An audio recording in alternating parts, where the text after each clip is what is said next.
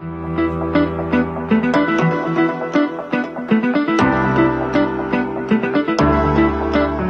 محمد وعلى آله وصحبه وسلم. شرفت كسعة دولة فدرالك الصومالية قلها وزير هذا ووهر وزير كبوستدي إسكارسينتا وزير كحجانك وزارة الجناعسية وزير كحجانك وزارة التمرتا وزير كحجانك وزارة الدستورك حل دبان هذا اللي بدأ قله ركض الجناعسية علماء دينك بعض الصحافة مسؤولين ذهب شيل جروب iyo marti sharafta kale ee fadhida halkan ana magacayooda Xuseen mansab kasto ku fadhidaan iyo magac kasto ku fadhidaan waxaan idin leeyahay assalaamu calaykum wa rahmatullaahi wa barakaatuh. salaan kadib waxaan aad iyo aad ugu faraxsanahay inaan halkiina hortiina soo istaago xafladan aan u fadhino maanta ee lamaanaha isku lamaan ee ah xafladii aynu muddada soo wadnay tartankii 10,000 ee hadiyadood ee muddada soo wadnay oo muddo bila ay u dhamaatay iyo xafladan daahfurka teknolojiyadan cusub ee ku cusub Afrika ee loo yaqaano eSIM inaan hortiina soo istaagay aad baan ugu faraxsanahay ilaah baa mahad iska leh xafladan 10,000 ee hadiyadood waxaan soo wadnay 3 bilood ayaan ugu talagalay oo u qorsheynay muddo bila hadda inoo dhamaatay muddadaas halkaas bilood bilahay soo socotay waxa lagu guuleystay sidaad arkayseen hadiyado kala duwan markaanu ka fikiraynay inaanu macaamiishanada dib ugu celino wixii aanu muxuu ahaa ka qaadnay oo aanu waxaanu ka fikirnay wax u leh qiimo u leh qofka ku guuleysta qoyska ku guuleysta hal bajaaj waxa weeyaan biilkiisu meel buu saaran yahay runtii waxay ahayd maan ka waqtigu inama siinayo inaan halkan barnaamij dheer intaan ka diyaarino aan soo wada bandhigno dadkii ku guuleystay oo dhan aan soo wada bandhigno waqtigu nama siinayo laakiin sida kooban aad arkayseen ilaa 8 bajaaj ayaa lagu guuleystay 8 qoys oo Soomaaliyeed oo maanta muxuu ahaa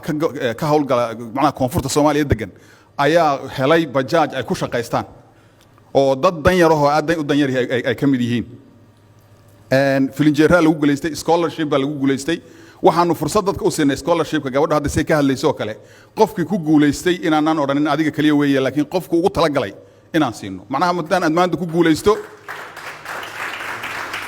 oo qofkaasi uu joogo meel baadiya oo aan jaamacadba laga dhiganin ama isagu una ahayn da'di jaamacadda dhiganaysay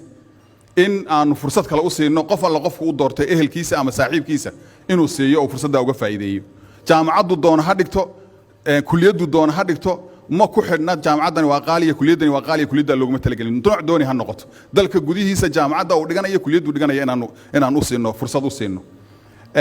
muxuu ahaa waxa inoo dhiman wuxuu yidhi habeenkaama tegin 2 bilood baa sii dhiman 2 bilood oo 2 bilood mid walba lagu soo gabagabayn doono gaari noocan oo kale ah fursaduna waxa weeyaan macaamiishanada sharafta leh waan wada jecel lahay inay wax wada helaan laakiin muxuu ahaa de nicmada ilaahay ba dadka ma wada gaadho marka waxaan u sameynay si qorituura inaanu soo dhigno 10,000 hadiyadood muxuu ahaa macaamiishanada aan qorituur ugu sameyno qofkii marka nasiibku siiyo inuu si daahfuran oo nadiif ugu guuleysto gobolku doona ha joogo meeshu doona ha joogo gobol kasta uu joogo waxaanu keenaynaa inaanu soo qaadno oo halkan oo kale ku guddoonsiino insha Allah taala qarashkii ku baxaya ku baxo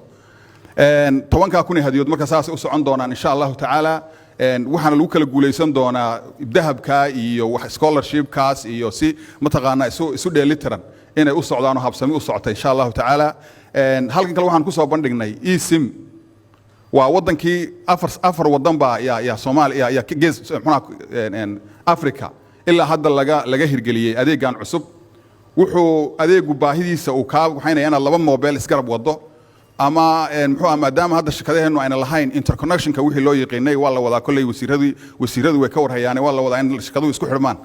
marka qofkii inuu laba adeeg kala wato mobile badan isgarab wado in mobilkiisi uu watay aanu si default ugu sameeyno muxuu ahaa eSIM-kii uu qaato oo uu ka maarmo inuu 2 mobile isgarab wado taasoo u sahlaysa markuu dibadda u dhoofo uu ka soo noqdo waxa laga yaabaa inuu mobilkiis jibkii yaraa oo kale ka lumo وأنا مرة مدبوا له عسبونيسي وراديو أديجي إسلام مركا وصون نقضوا إنه أديجي هراء كهله وأديجي أو دبوا صون نقضوا هراء كهله مركا إن شاء الله تعالى waqtiga oo gaaban awgiis wixii la dhihi lahaa rag baa yidhi muxuu ahaa waxaan rabaa inaan waqtigeeda ku soo koobo oon u banneeyo madaxda dambe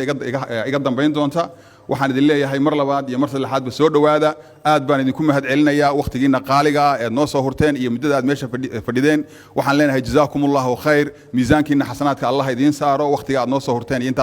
iyo fursadda aadna siiseen wasalaamu calaykum waraxmatullaahi wabarakaatu